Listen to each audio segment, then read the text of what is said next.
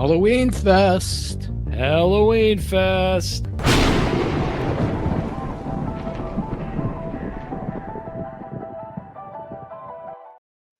Welcome to the Yo Brother podcast. I'm your host, Dan Smith. Alongside me, as always, my brother from the same mother, Mike Smith. We are smack down in the middle of HalloweenFest. We are. Final destination, Rob Zombie's Halloween 2, which, drew some eyeballs, a little controversy there on the Rob Zombie episode, which we knew it would be. But so far, we've been enjoying the Halloween Fest. It rolls on. Tonight, Mike, we're going to talk about this. Is a film you've been kind of on me about for a while, to check out. It came out August 8th, 2025. And we're talking, of course, about weapons. I'm holding up the 4K edition. And if you're watching this, it's probably October 23rd or beyond. It'll be on HBO Max October 24th.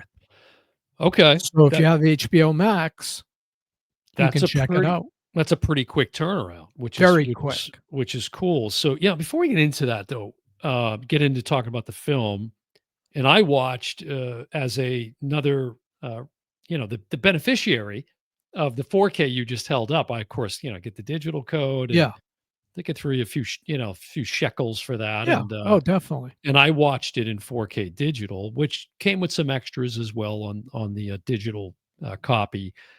But before we get into that, just to be transparent with the audience, Mike, I mean, it's like, let's not pretend that this was another episode that almost wasn't. Yeah, right. Like the friggin' aggravation, if the audience knew, if the listeners and the viewers knew what we go through to keep this puppy alive and churning, because it's almost every other day there's something. And today was no different. I mean, we were getting into it about recording dates, and there was a whole back and forth about space heaters and winter cold and all this. Yeah, like I'm feeling HalloweenFest literally because it's cold where I'm at. That's probably the Groucho Marx soundtrack. No laugh track here on the Old Brother podcast. But so, that was going on. And then there was a little bit of a meltdown with one of the family members. And so that had to be tended to. And it's still ongoing, I think, as latest reports. Yeah. Nothing new.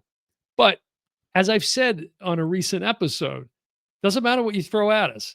We're here. We're going to be here every week. We do this for you. And we are better than the mail. We are better than the mail. In fact, I think that was the very quote that I used was, come sleet, rain, whatever, mud, hurricanes, whatever it is.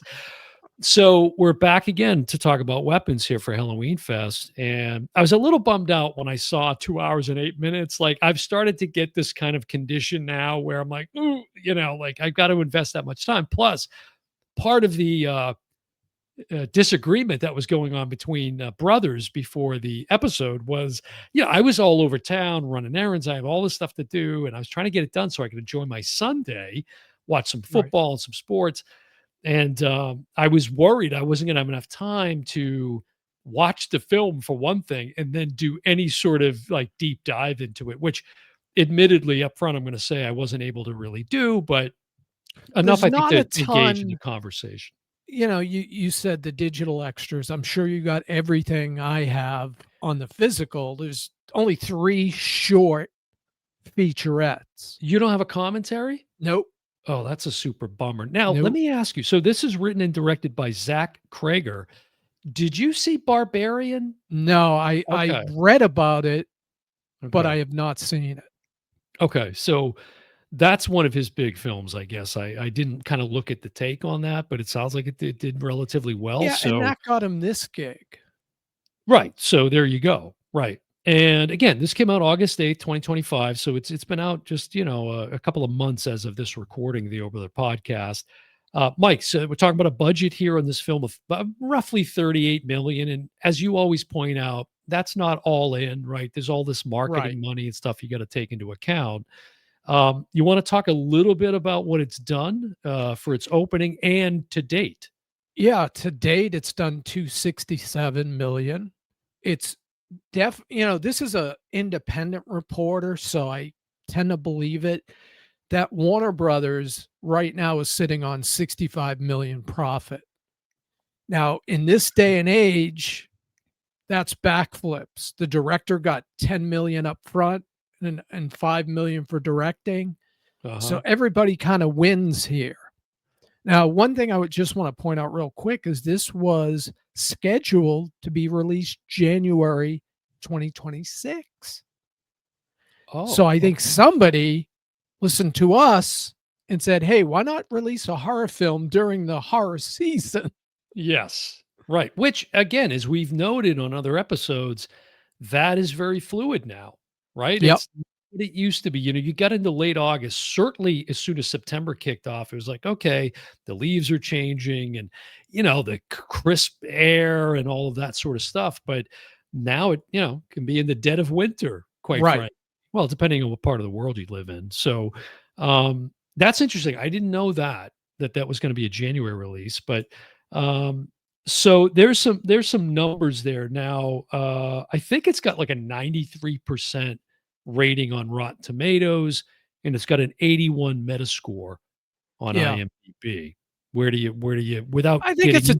I think it's a tad high, to be honest. And Okay. I wouldn't have said that when I first saw it with a group of people, because I Mhm, think this was a better film to be enjoyed with people.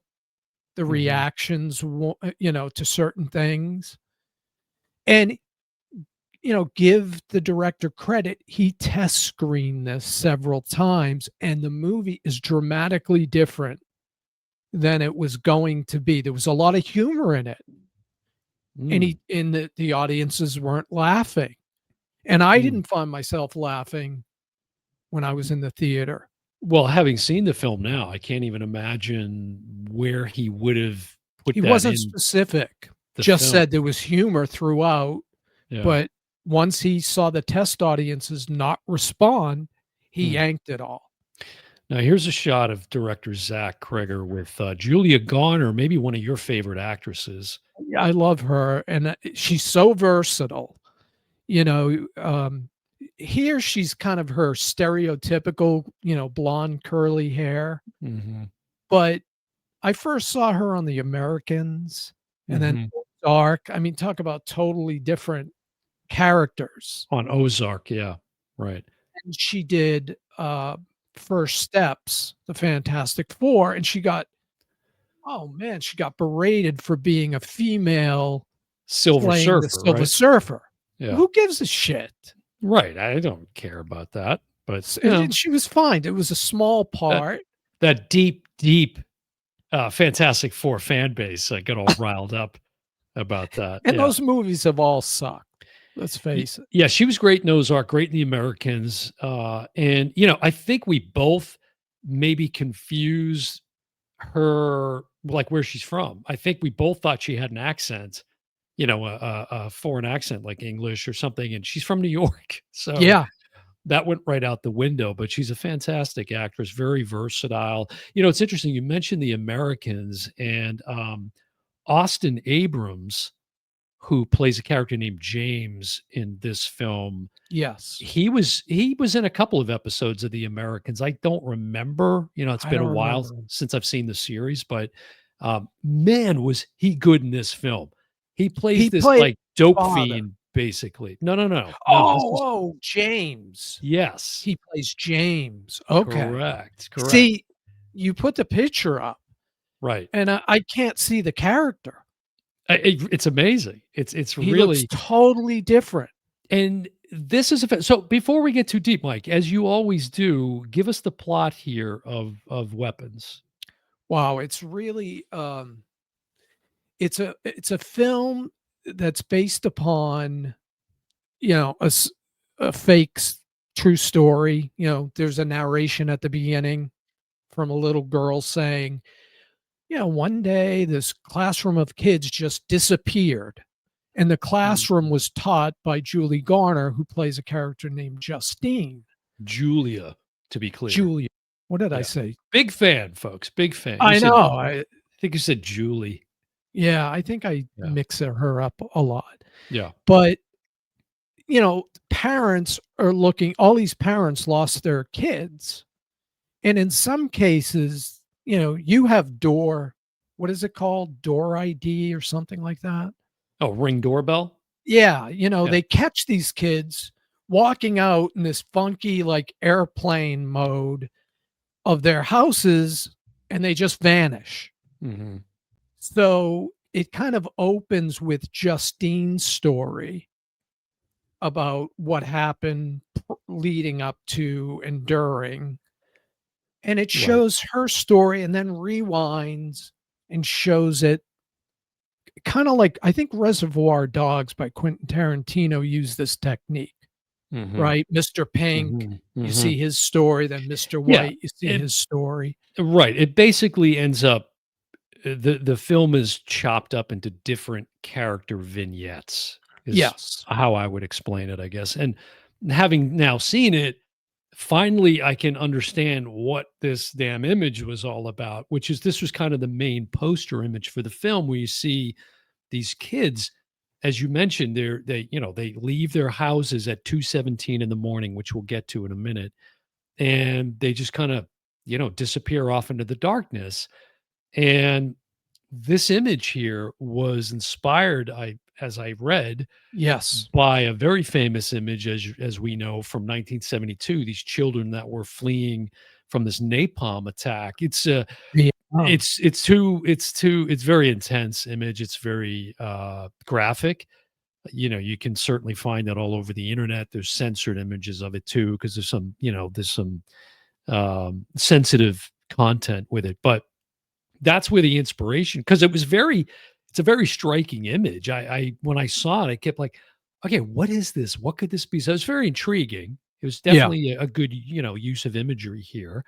Um, and I did like that approach with, I thought he did a really good job with these character vignettes. I mean, I've always find it very fascinating from a filmmaking standpoint when you see that, right? There's a scene plays out from Julia Garner's perspective, and Right. now cut to Josh Brolin, who is also in the film, and now you see the same scene but from a different. And it's weird because some of them, there's one scene where, and Mike, let me just say how excited I was, and I took some liberty with the image to see our friend Alden Ehrenreich in this Yeah. film. Yep. We did an episode on why you should love Solo: A Star Wars Story, another one we will never back down from. But he plays a cop named Paul in the film, and there's a sequence between him and Julia in a bar, and when you Yes. see that from each of their perspectives, it's why I'm like, where is the camera? Like the camera placement and how, it's like shooting in mirrors, that Now, kind of trickery. do you realize sometimes you're seeing the same shot with a different camera? Although that sequence in particular, if you watch it, when you see it through her lens, he comes towards her. Did they reshoot it? They reshot it, and when it's his, she sees it as he's coming towards her. I wondered, and you know why I wondered, and I don't know if I'm correct, but it stood out to me that he asks, "Can I give you a hug?" Yes. And she says, "Of course you can give me a hug." Yes. Well, when it's from his perspective, I swear it's, "Of course you can give me a hug." Yeah. You're Instead of yeah. probably right. So okay, so that would So make he sense then. just tweaked it. He didn't do that with all of them. With That's that awesome. specific one, he tweaked it Yeah. just a bit to show you how we sometimes remember things different than they actually are. Very slight detail, yeah. And there ends up being about 6 of these vignettes. You first follow Justine, Julia's character. She's a school teacher. She's, the teacher of the class that this young boy Alex is in. Alex is played by Carrie Christopher. He did a fantastic job in the film. Then we move to Archer, which is Josh Brolin's character, and then Paul, who we talked about with Alden Ehrenreich, And then it was really nice to see Benedict Wong in something other than a superhero film for once. Very different. Very different, yeah, but he was great in this, and, Yeah. this is how you see him in the early stages of the film. I don't have a shot of how you see him later in the film, Well, that's good. but let's just say it's different. Yeah. It's different. And then, I mentioned, of course, the character James, played by Austin Abrams, who it was one of my favorite performances. Wow, was he good in this He film. was good. He was So definitely good. good. They were all good. The acting was great. Great directing. A pretty now, would you consider this, Mike, an original story? Well, Is this something you feel you've not seen? elements by the director's own, Sure. admission, like the cop character Yes. was based on John C. Riley from Magnolia. And there's Mhm, some Paul Thomas Anderson stuff that I recognize. mhm. But yeah, like that, the way he told the story, I've seen that before. It's not new, it's effective, and I thought he did it well. Yeah. But yeah, it didn't honestly didn't feel like a completely, even though it was, I mean, he kind of thought this up. It was based on him losing somebody, a personal friend had passed away suddenly and Mhm. looking for answers like why and, what happened. I was getting Jordan Peele vibes, so like Nope, that sort of Yeah. vibe. The Shining was coming to mind, Poltergeist, those Yeah. kind of films. This is not, and we have covered many of them. This is not, slasher horror type of film. It's more in the psychological realm, and I'm glad you just mentioned. So the director, Zach, apparently experienced, his own grief with a sudden death of a friend.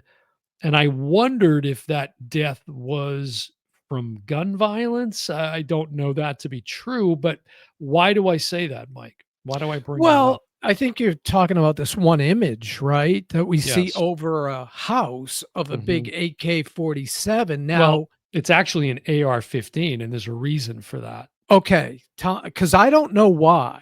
Well, no one knows why. Here's what bugs me a little bit about this. So this is when you know this film is a bit off, right? Josh Brolin is trying to figure out what happened to the kids, including his own son, Matthew. Right, And he's trying to trace where they might have gone and all of this sort of stuff. And at one point, he sees this vision above one of the homes of this AR-15. It's huge, like looming over the house. right, And digitally on the side of it, it says 217, right. which is the time the kids ran out of the houses and disappeared. Yeah, their Well, clocks all stopped. right. And at first I'm like, is that some, reference to the amount of ammunition in that weapon? I don't, but one thing I read, not to get political, but one thing I read was it may have something to do with a US House vote that took place in 2022, at which time there were 217 votes, and this House bill was related to gun violence. Now, that So, makes sense to me, although I read where the director was asked why, and he gave no reasoning. which is what bothers me about it. He Yeah, knows why the hell that image is correct. above the house. You Don't don't give me just that. randomly put this No. huge It weapon. Right, and if you're asked, say, "I don't wanna go into it," or you draw your own conclusions. Don't say you don't even know Right. yourself. I mean, Good that's point. ridiculous. That's insulting to me as, an audience member. But another take on it is, if you think about the children, there's a point in the film where they themselves become weaponized in a way. Correct. And And that's the, basis of the title is yeah, this strange woman played by Amy Madigan. which I is Amy Madigan really 75? Wow. Yeah, we haven't, it's She looks weird great. because I just last week had Gone Baby Gone, and Oh, it yeah. was on cable or something, Mhm. and she was, in that. So when I first saw this, I'm like, that looks like, nah, can't be. And then, of course, when it came out and I saw the credits clear, saw Amy Madigan. Amy But Madigan, yeah. there's a problem for me with her that there's no, and I guess it's written. I don't know if they Okay. filmed it, but there's no backstory. Like she's the one weaponizing these kids. She's like a witch, Yeah, which is exactly. ironic because there's some vandalism in the film that involves that word witch, and she turns out to be a witch, and Right. so And didn't you like, okay, why, how does she get this power to control people? Like, oh, you got to explain that a little more. yeah, correct. And that's where I think I struggled with the film is I don't understand why any of this is happening. It's not really rooted in any sort of reality at that point, Right. but a little bit more of a backstory would have been nice. So yeah, the story gets a little clumsy at points for me, Yeah, there's plot holes, and that's why when you definitely. said the scores, I said, Mhm. little lower. And that's Right. why there's some Yeah. plot holes. And I think that's fair. That's a fair assessment or criticism of it. Zach in one of the extras talks about his experience with, I guess, a child of an alcoholic parent, I believe. Yeah, alcohol plays a role in this because several, like Garner and I think Josh and the director all have issues with alcoholics, either themselves or people in their lives. And I think he likens the kids almost to introducing alcohol into the environment, if I'm saying that right. Yeah, well, he talks about how alcoholism changes people, right? Right, And changes them into something they're not, hence zombies, that kind of right. vibe, which again is sort of Walking Dead. The zombie element in this film too is very cool. I mean, this sequence with the kids, I don't know how they filmed that. Some stunt, some CGI and whatever with some stunt kids or something too. But At uh, one point, there was 170 kids on set. So wow. when you see kids breaking through windows, they're Hmm. all in green screen, Hmm. but they're Hmm. kids. It's a lot of kids. A lot of candy glass going on there or something. Yeah, Yeah, because not to I give it thought the away, but same as you. I'm like, mhm. who's doing these stunts? Yeah. Well, aside from the criticism with some of the plot holes, what's your other feelings about the film? I the first go through, I really enjoyed it, and I was trying to nudge you to go. Right. Having seen it a second time with the holes, it definitely hurts the story a bit. Now, this, interestingly enough, and this is certainly something that we've covered um, on many occasions on the Over the podcast, which is the state of the box office. This is a film, as I was watching it, I'll be honest, I was getting a little distracted, and I felt like this is one that would have been a bit more enjoyable to see in the theater. And that's exactly my experience.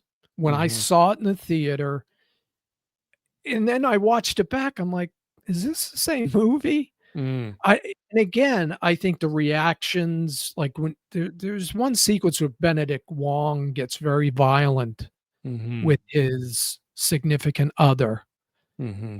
reminiscent to Gangs of New York with Daniel Day-Lewis Mm. and Leo DiCaprio. But, and the audience reacts to it, Hmm. and that adds heightens it. If you're just watching it by yourself, Yeah. it's not there. Yeah, it's one thing I do enjoy, and that's where I don't mind audience participation, so to speak, is if I'm going to see a horror film in the theater, And you know? what's the only genre right now making money? Yeah, It's horror. ho the Yeah. the 2 top movies recently have been Conjuring: Last Rites, which did Mhm. double. It's closing in on 500,000,000, Yeah. which is probably a best for the franchise, and this 277. Well, and isn't that's in, like, the Sinners territory money-wise, Yeah, which it Sinners is. I think Sinners is way isn't in the 300s maybe, isn't I it? think it was like 281 when Yeah, we see, I looked at it mean, last. I mean, I don't know what that That's a says. much that's, I think, a much tougher, bigger production. Mhm. Yeah, now Sinners came out, like, March, I think it was, and I don't remember when it hit streaming exactly, but, yeah, I don't know what to make of that, quite frankly, with, like you said, some of the top earners are within this genre, so maybe, who knows, maybe the Oh Brother podcast becomes the Oh Brother horror podcast, maybe that's where we should lean, I don't know, but, it was an enjoyable film, I think this is one I would have liked to see in the theater, so, it was still playing, there's still like a screening or two you can catch of it in the theater, but and I almost Yeah, thought if about you get going. a choice, I Yeah, would go that route. I would as well. If you can still find it, as of, listening to this episode of the Oh Brother podcast, do yourself a favor, go out and see it in the theater, because I think you'd find it to be more enjoyable. But it's still an enjoyable film. Now, I also should say I was watching it like late afternoon. Not a good time to be watching a horror Right. film. You want it to be in the dark and the kind of moody and all of that. So I think that impacted my experience with it as well. But I again, the performances were great.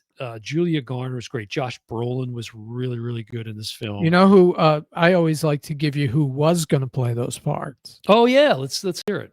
This is a new Josh segment on Brolin, the O Brother podcast.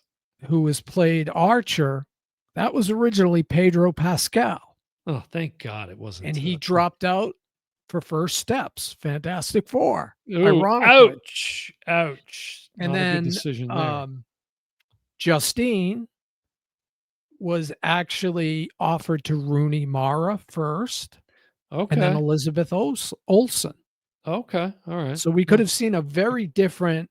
Now, I the can see that. director kinda hints that, Julia wasn't his first choice, Mm, that, he thought she was a little too young, but she's perfect in that, yeah, I don't know, what are they, first graders, I think?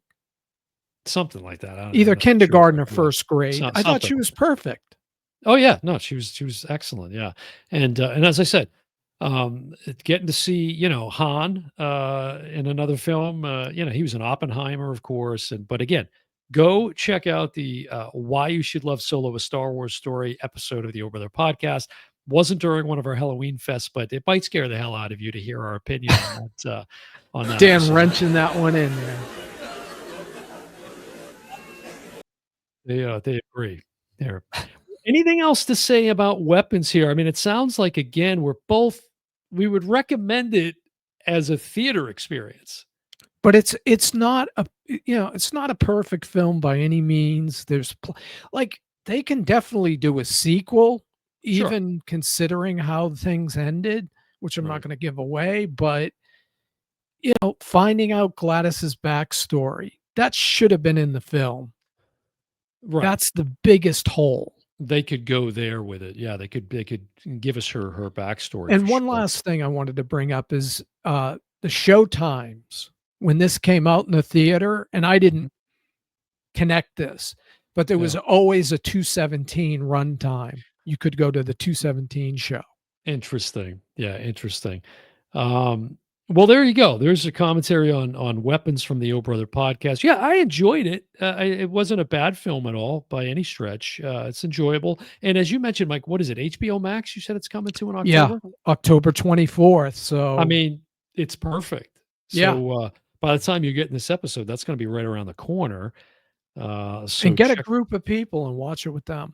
Absolutely, yeah. Again, some really good performances, and it's a good one to take in this time of year for sure, as opposed to January, which was its original Right. slated date. So, I'll bet you that added, and there was a bidding war. mm, Netflix wanted this, and they offered 5,000,000 over, Warner Brothers' offer, mm, but for whatever reason, the creative control was a little different, something like that. So, I think this probably earned 100,000,000 more given its release date, and mhm. that's not an insignificant amount. Not by a long shot. Yeah, yeah. Well, kudos to Zach and crew. But there you go. Weapons, Mike. Before we go, how can I, if I'm not currently subscribed to the Over the podcast, how can I do that? Well, a Q code just popped up on the screen. I mean, it's similar to a QR code. Mike, Well, again, speaking the hipster language, Mike's know got me. no time for. It's all about brevity on the Oh Brother podcast. If you don't need an R, who needs an R? You got a Yeah, Q. You don't need an R. I'm from Boston. R's are A's. All you got to do is get your scanner out, put your phone out, put it on scan mode, click it, boom. That's it, folks. You scan that QR code, take you right to the Oh Brother podcast on YouTube. Like and subscribe. You can also follow us on Instagram. We're very active out there at OHB as in Brother Podcast. But yeah, we would appreciate it. Again, a lot of engagement out on the YouTube channel, as well as those that are taking us with them in the car or at the gym or wherever. And I have to say, we know you're listening and we know you're watching. Now, good engagement on the YouTube channel. Get a lot of comments there and interaction with the viewers, which we love. But I want to hear from the people that are listening to the podcast. And it's very simple, folks. If you're listening to the Oh Brother podcast, the one and only Oh Brother podcast, in the show notes, there's a link to send us a text. So just to prove that somebody's listening, go into the show notes, for crying out loud. Don't we even have a phone number still on the website? But don't. Yeah, it's Don't call. don't even. Yeah, I think it'll go straight to voicemail. But I couldn't even tell you what it is offhand. Who uses a phone anymore, anyways? To call anybody. Right. But send us a text, send us some comments, send us some feedback. Rate the podcast. That's a big help to us as well. If you drop a little review and a rating on Apple Podcasts or Spotify, wherever you digest the Oh Brother podcast, we would be. Grump. I'm okay with that. Yeah, call Mike a grump. That wouldn't be the first time on the Oh Brother podcast. I certainly had some choice words for him earlier today, prior to this recording. Again, no laugh track at the Oh Brother podcast. But Mike, I think that's going to do it for another episode of the Oh Brother podcast. Weapons in the books this HalloweenFest. And HalloweenFest, Mike, rolls on, baby. We're not done yet. So we're coming at you with some more goodies. But that's going to do it for this episode of the Oh Brother podcast. I'm your host, Dan Smith. Alongside me, as always, my brother from the same mother, Mike Smith. And we will see you next time. Bye, everyone.